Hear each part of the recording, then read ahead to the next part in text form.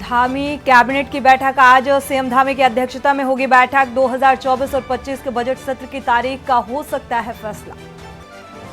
अवैध मदरसे की जगह पुलिस चौकी शुरू, 7 और गिरफ्तार अवैध निर्माण पर नैनीताल हाईकोर्ट में आज सुनवाई।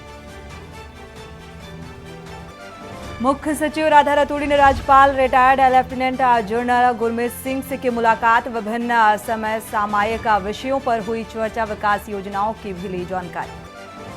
हल्द्वानी हिंसा मामले में वरिष्ठ पुलिस अधीक्षक ने की प्रेस वार्ता, 6 दंगाइयों की गिरफ्तारी की जानकारी दी। मामले में 36 आरोपियों की हो चुकी है अब तक गिरफ्तारी।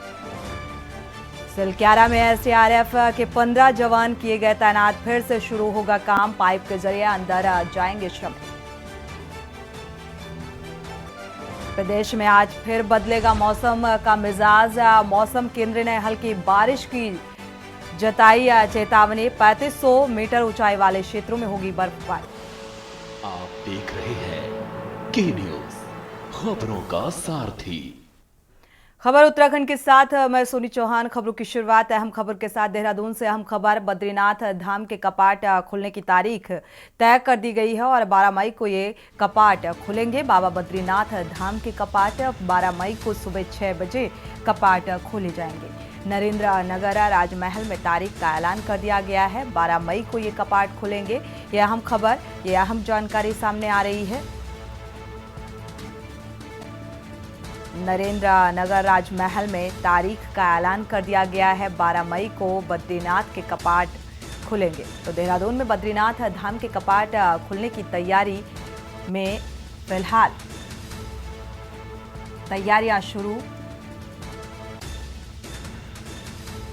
श्रद्धालुओं के लिए ये बद्रीनाथ के कपाट 12 मई को खुलेंगे।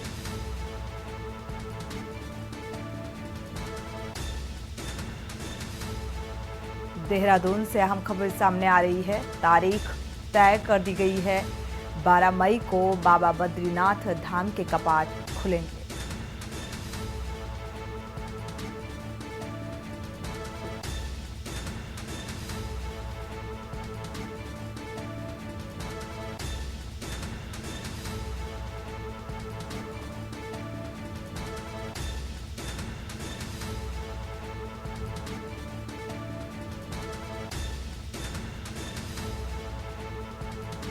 देहरादून से अहम खबर, करीब 12 मई को सुबह 6 बजे से ये कपाट बाबा के दर्शन के लिए, श्रद्धालुओं के लिए, भक्तों के लिए खोल दिए जाएंगे। देहरादून से अहम खबर, बद्रीनाथ धाम के कपाट खुलने की तैयारियां भी तय है और 12 मई को ये बाबा बद्रीनाथ के कपाट खोले जाएंगे। तो सुबह 6 बजे से ये कपाट खोले जाएंगे। बसंत कश्यप इसी खबर पर जुड़े हुए हैं। बसंत, क्या जानकारी है इस संबंध में? बिल्कुल, देखिए सोनी, चारधाम यात्रा का आगाज हो चुका है। आज नरेंद्र नगर राजमहल में विधि विधान से पूजा अर्चना करके आज पुरोहितों ने चारधाम यात्रा के साथ ही भगवान बद्रीनाथ धाम के कपाट की तिथि भी घोषित कर दिया। 12 मई सुबह 6 बजे श्रद्धालुओं के दर्शन के लिए भगवान बद्रीनाथ धाम के कपाट खुल जाएंगे और इसी के साथ चारधाम यात्रा का भी आगाज हो जाएगा। बिल्कुल, चारधाम यात्रा का आगाज और बद्रीनाथ धाम के कपाट खुलने से श्रद्धालुओं में क्या कुछ उत्साह देखने को मिल रहा है? तारीख भी निर्धारित कर दी गई है। बिल्कुल, देखिए चारधाम यात्रा एक मुख्य यात्रा मानी जाती है उत्तराखंड की, जिसे गंगोत्री, यमुनोत्री और बद्रीनाथ केदारनाथ के जो कपाट है वो दर्शन के लिए खोले जाते हैं। उसी की परंपरा के तहत आज यहाँ पर बद्रीनाथ धाम के कपाट खुलने की तिथि घोषित की गई। तो श्रद्धालुओं में भी एक उत्साह यहाँ पर देखने को मिल रहा है। जिस तरह से डिम्बरी समाज के जो समुदाय के जो लोग हैं वो यहाँ पर पहुंचे हैं और महारानी राजा लक्ष्मी वो भी यहाँ पर मौजूद है और राजा मनुजेंद्र शाह वो भी नरेंद्र नगर राजमहल में मौजूद है। तो कहा जा सकता है एक उत्साह का माहौल देखने को मिल रहा है। जिस तरह से आज चारधाम यात्रा के साथ साथ ही यहाँ पर बद्रीनाथ धाम के कपाट खुलने की जो तिथि है वो घोषित हो चुकी है। बिल्कुल, शुक्रिया इस तमाम जानकारी को साझा करने के लिए। तो एक लंबे अरसे का जो इंतजार होता है, 1 साल बाद ये इंतजार खत्म होता है और अब बद्रीनाथ धाम के कपाट खोले जाएंगे। सुबह 6 बजे से ये कपाट खोले जाएंगे श्रद्धालुओं के लिए और इसको लेकर उत्साह श्रद्धालुओं में देखने को मिल रहा है। वक्त एक छोटे से ब्रेक का, लौटेंगे जब। ब्रेक से वापस आ रहे हैं। देहरादून का रुख करते हैं। देहरादून से हम खबर सामने आ रही है। इंडिया अलायंस सिविल सोसाइटी ने मार्च निकाला है और हल्द्वानी घटना के संबंध में ये शांति मार्च निकाला गया। गांधी पार्क से लेकर घंटाघर तक ये मार्च निकाला जाएगा और कांग्रेस के प्रदेश अध्यक्ष, महानगर अध्यक्ष इसमें शामिल हुए, क्योंकि इस घटना को लेकर विपक्ष कई आरोप लगा रहा है और इसमें महानगर के अध्यक्ष भी शामिल हुए। CPI council member summer Bhandari भी मौजूद रहे। तो हल्द्वानी घटना को लेकर नाराजगी, कांग्रेस के प्रदेश अध्यक्ष और महानगर अध्यक्ष इस मार्च में शामिल हुए।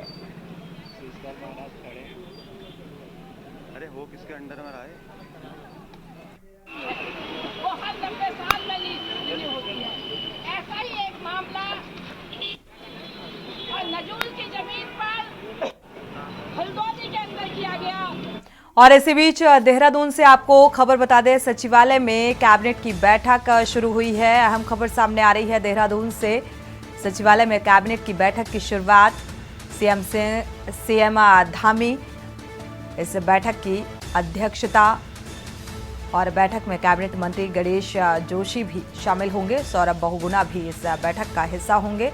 कैबिनेट की ये बैठक बेहद अहम। सतपाल महाराज, प्रेमचंद अग्रवाल भी इस बैठक में शामिल होंगे। तो बैठक में कैबिनेट मंत्री गणेश जोशी भी और साथ ही सौरभ बहुगुणा भी मौजूद रहेंगे। उत्तराखंड के सीएम पुष्कर सिंह धामी की अध्यक्षता में ये बैठक में कई अहम प्रस्तावों पर चर्चा की जा सकती है। कैबिनेट की मंजूरी मिल सकती है कई अहम प्रस्तावों को लेकर। देहरादून से अहम खबर।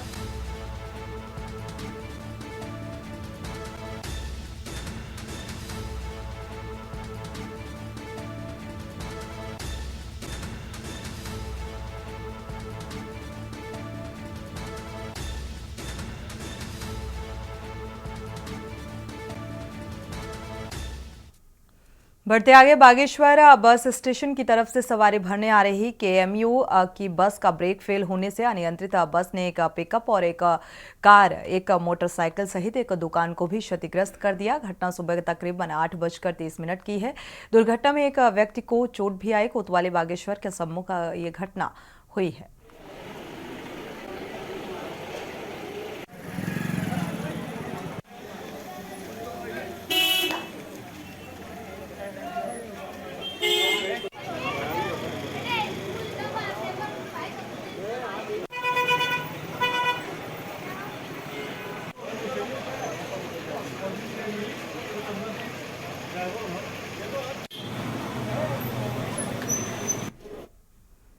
बढ़ते आगे रुक करते हैं अगली खबर का। धर्मनगरी हरिद्वार में जंगली जानवरों का आतंक थमने का नाम नहीं ले रहा है। रिहायशी इलाकों में सुबह ज्वालापुर थाना क्षेत्र में जंगली हाथी के घुसने से हड़कंप मच गया। हाथी ज्वालापुर की सड़कों पर कई घंटे तक तांडव मचाता रहा। लोगों द्वारा इसकी सूचना वन विभाग को दी गई। मौके पर पहुंची वन विभाग की टीम ने कड़ी मशक्कत के बाद हाथी को रिहायशी इलाके से बाहर खदेड़ा और गनीमत ये रही कि हाथी द्वारा किसी को भी कोई नुकसान नहीं हुआ।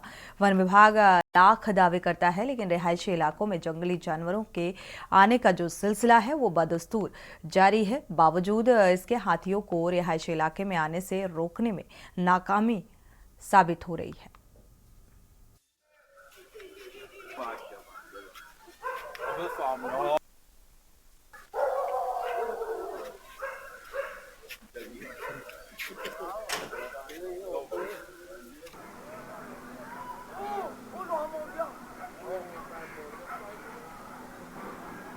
अंदर अंदर अंदर अंदर अंदर हो लो।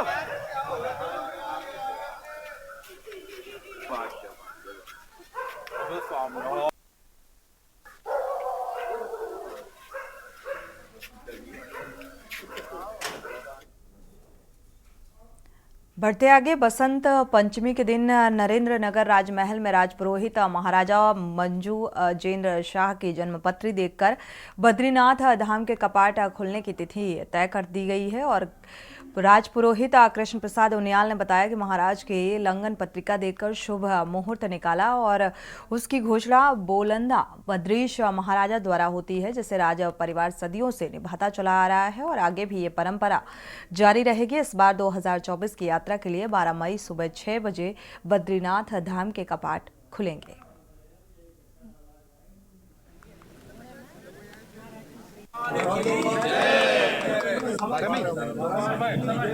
बद्रीनाथ के कपाट 12 मई को 6 बजे सुबह प्रातः खुलेंगे और जो गारू तेल का जो समय वो 25 अप्रैल को होगा। भगवान बद्रीनाथ धाम के कपाट खुलने की तिथि नरेंद्र नगर राजमहल में आज राजपुरोहितों द्वारा विधि विधान से पूजा अर्चना करके घोषित कर दी गई है। 12 मई को प्रातः सुबह 6 बजे भगवान बद्रीनाथ धाम के कपाट खुलेंगे। नरेंद्र नगर राजमहल से बसंत कश्यप, के न्यूज इंडिया।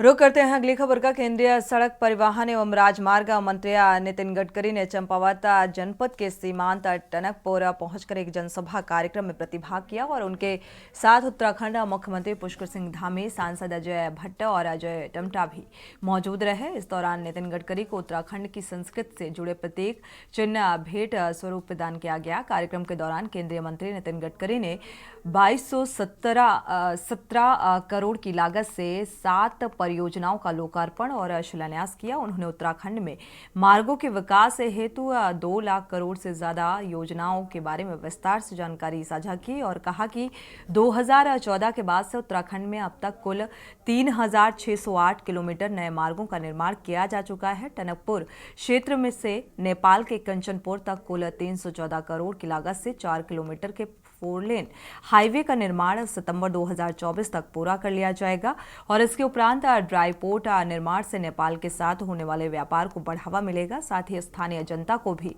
रोजगार मिलेगा।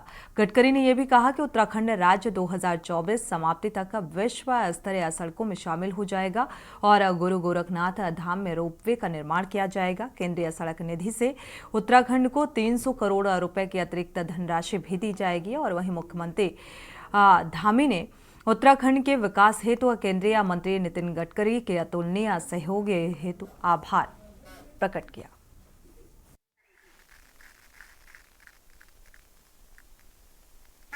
हमको किसी भी योजना के बारे में कुछ मांगने की आवश्यकता ही नहीं पड़ती है। हमारे मांगने से पहले ही वो पहले से ही देने के लिए तैयार रहते हैं और कहते हैं जितना चाहिए उतना ले जाओ, आप अपनी औपचारिकताएं पूरी करो और सारी स्वीकृति देते हैं। स्वयं हम सब की चिंता करते हैं। राज्य के अंदर बहुत सारी जो योजनाएं आज चल रही है, चाहे वो 4 धाम ऑल वेदर रोडें हों, चाहे वो भारतमाला श्रृंखला की रोडें हों या हमारे रोपवे की परियोजनाएं हों, उन सभी परियोजनाओं को आगे बढ़ाने का काम जिनके मंत्रित्व कार्यकाल में हमारे राज्य के अंदर हुआ है, ऐसे भारत सरकार के सड़क परिवहन मंत्री आदरणीय नितिन गडकरी जी और डिफिकल्टीज है, अड़चने हैं, पर इनके सबके आग्रह पर जो जो काम उन्होंने बताया उसमें लगभग 100% तो मैं नहीं कहूंगा पर 90% काम पूरे हो रहे हैं और उसकी शुरुआत हो रही है, भूमि पूजन हो रहा है। इस बात की मुझे बहुत खुशी है। वैसे उत्तराखंड पहाड़ी प्रदेश है और यहाँ रोड बनाना बहुत कठिन है। 2014 में उत्तराखंड में 2517 किलोमीटर राष्ट्रीय महामार्ग था और 2024 में जब मोदी जी 2014 में प्रधानमंत्री बने उसके बाद में 3608 किलोमीटर हुआ है। आने वाले पर्यटकों की यात्रा सुगम हो जाएगी, कैची धाम अल्मोड़ा की कनेक्टिविटी सुगम हो जाएगी। जो बहुत महत्वपूर्ण है कि टनकपुर से नेपाल सीमा में कंचनपुर तक 314 करोड़ की लागत से 4 किलोमीटर 4 लेन का काम सितंबर 2024 में पूरा हो जाएगा, ताकि नेपाल के साथ उद्योग और व्यापार बढ़ेगा और आपके क्षेत्र में युवाओं के हाथों को रोजगार मिलेगा। यही इसके पीछे हमारा भाव है। वक्त एक छोटे से ब्रेक का, लौटेंगे जल्द। ब्रेक से वापस आ रहे हैं। रुक करते हैं खबरों का। राज्यपाल retired lieutenant general Gurmeet Singh से उत्तराखंड राजभवन देहरादून में मुख्य सचिव राधा रतूड़ी ने मुलाकात की और इस दौरान राज्यपाल ने मुख्य सचिव से विभिन्न समसामयिक विषयों और प्रदेश के विकास योजनाओं की जानकारी प्राप्त की और इसके साथ ही राज्यपाल ने मुख्य सचिव राधा रतूड़ी को जरूरी दिशा निर्देश भी दिए हैं।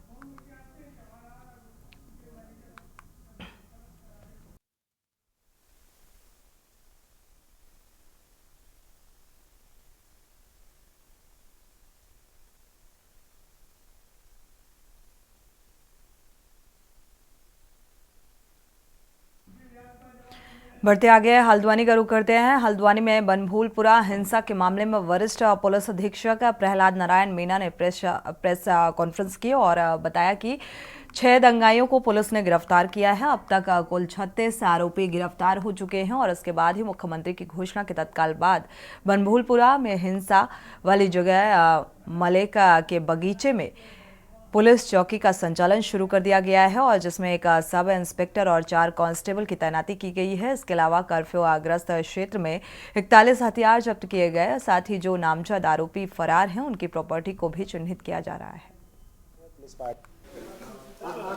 हल्द्वानी क्षेत्र में जो घटना में जिसके द्वारा जिस भी तरीके का एक्ट किया गया है और जो भी उसके द्वारा इस घटना को कारित करने के लिए हथियार यूज हुआ है वो उस तक कैसे पहुंचा है, उसकी सप्लाई कैसे हुई है और उसने किसके कहने पे यूज किया है, इन सब चीज़ों को विवेचना में हम शामिल करें।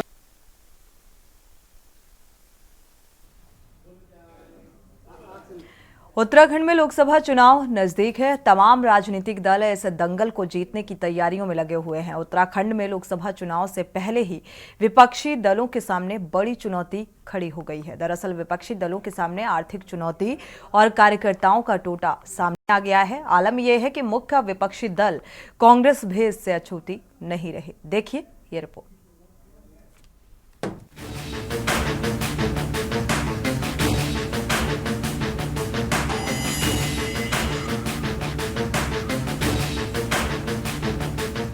लोकसभा चुनाव के लिए समय कम है। उत्तराखंड में तमाम राजनीतिक दल चुनाव को जीतने की तैयारियों में लगे हुए हैं।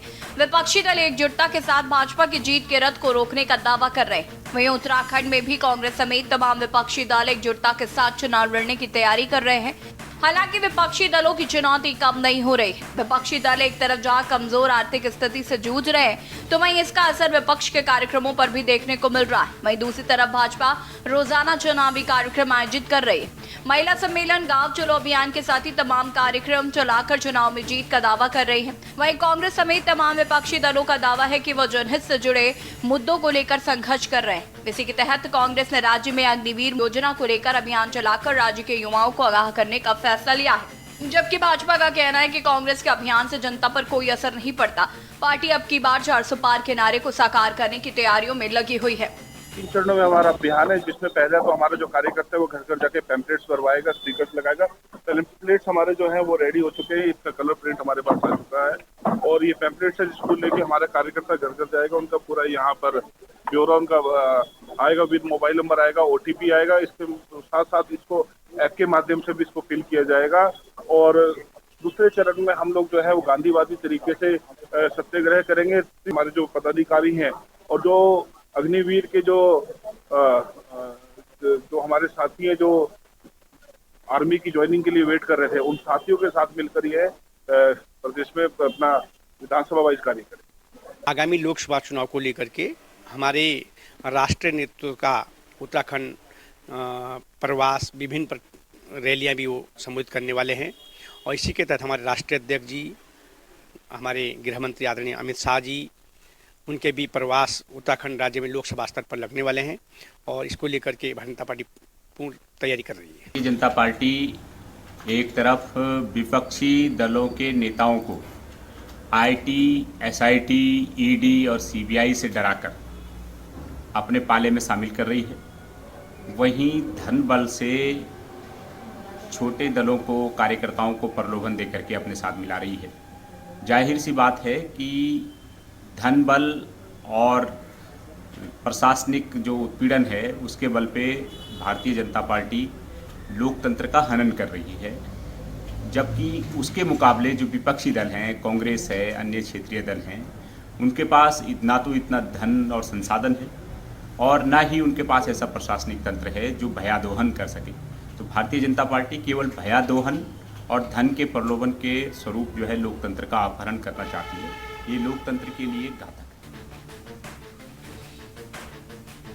आपको बता दें कि राज्य की 5 लोकसभा सीटों पर बीजेपी का कब्जा है। वहीं एक बार फिर भाजपा जीत की हैट्रिक को लगाने की तैयारी कर रही है।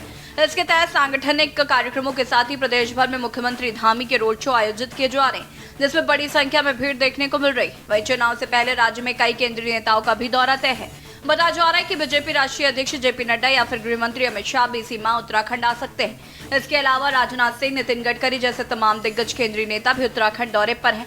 जबकि विपक्ष को ना तो केंद्रीय नेताओं का सहयोग मिल रहा, ना ही विपक्ष की आर्थिक स्थिति भव्य कार्यक्रम को कराने में सक्षम दिख रही है। आलम यह है कि कांग्रेस का डोनेशन अभियान भी फ्लॉप साबित हुआ है। साख का सवाल होता है, क्रेडिबिलिटी। कांग्रेस की जो क्रेडिबिलिटी है, जो साख है, उनके प्रति जो अविश्वास है, वो इस कदर हो गया जो प्रतिबिंबित कर रहा है डोनेशंस पर, यानी चंदा, उनको आर्थिक सहायता। उन्होंने पूरी ताकत लगानी, लेकिन लक्ष्य से वो बहुत दूर हैं। तो इसलिए जब अविश्वास हो जाता है किसी व्यक्ति के प्रति, किसी नेतृत्व के प्रति, किसी संगठन के प्रति, तो जनता फिर जो है वो उनके प्रति उदासीन हो जाती है। तो उदासीन हो गई है जनता। इससे आप समझ सकते हैं कि अब उनको कोई चंदा देने को भी तैयार नहीं है। तो उनकी यह हालत पे हमको तरस भी आ रहा है और ये लोकतंत्र के लिए अच्छी भी नहीं है, क्योंकि विपक्ष मजबूत होगा तो देश जो है लोकतंत्र बढ़ेगा और देश तरक्की करेगा।